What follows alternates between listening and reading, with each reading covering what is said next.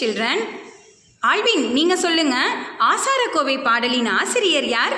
பெருவாயின் Mulliyar. Very good. Ipsa, Acharakkovai பாடல்ல நல்லொழுக்கத்தினை பத்தி எத்தனை கருத்துகள் சொல்லப்பட்டிருக்கு? 8 கருத்துகள். Very good.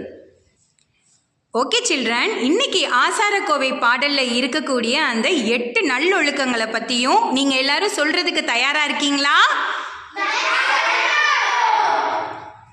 முதல் கருத்து, பிறர் செய்த உதவியை மறக்கக்கூடாது. இரண்டாம் கருத்து, நாம் பிறர் செய்த தீமையை நாம் பொறுத்து கொள்ள வேண்டும். மூன்றாம் கருத்து, இனிமையான வார்த்தைகளை பேச வேண்டும். நான்காம் கருத்து, எந்த உயிருக்கும் தீமை செய்யக்கூடாது.